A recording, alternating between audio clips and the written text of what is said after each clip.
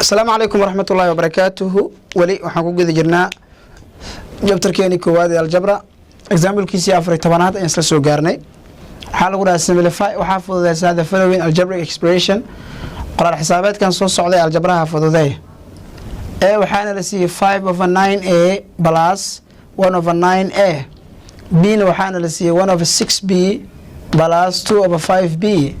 C waxaana la siiyey k/10 plus 4/k oo loo qeybiyey 5. marka hore waan shaqeynaynaa oo waxaan leenahay solution.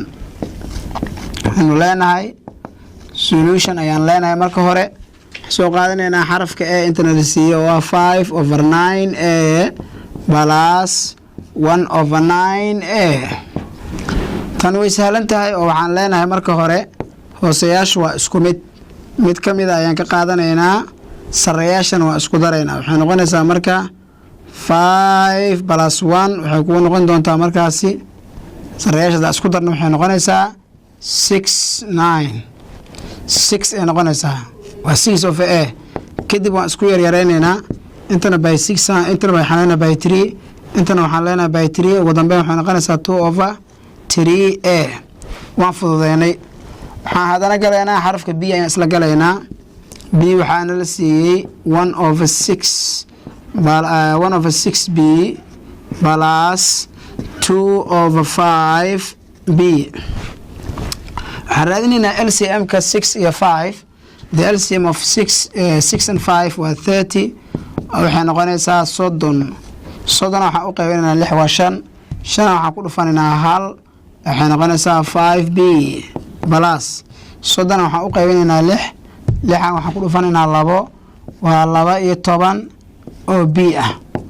ugu dambeyn waxaan leenahay sareeyaasha isku dar waa 17 b oo loo qeybiyey 30.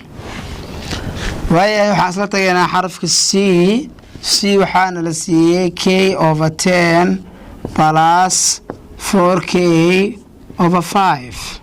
marka hore waxaan raadinaynaa LCM-ka hooseyaasha.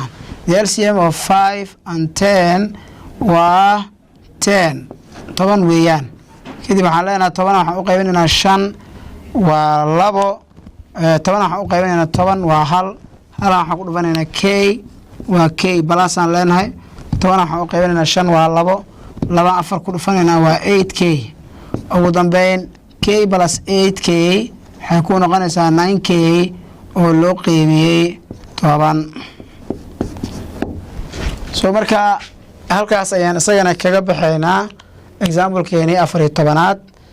ujeedada iyo ahmiyadda aan ka leenahay duubista muuqaaladan ma ahan inaan lacag ka sameyno, balse waxay tahay qof kasta oo Soomaali ah oo maadada xisaabta dareemaya inay ku yara kakan tahay inuu ka faa'iideysto goor kasta iyo goor walba uu joogo. kaliya walaalkaaga u sii share gareey, laga yaabaa inuu ka faa'iido.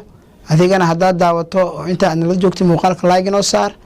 tan intaan muuqaalkan ka lamid ah aan ku kulmi doono waxaan idinkaga tagayaa sidaas iyo nabadgelyo.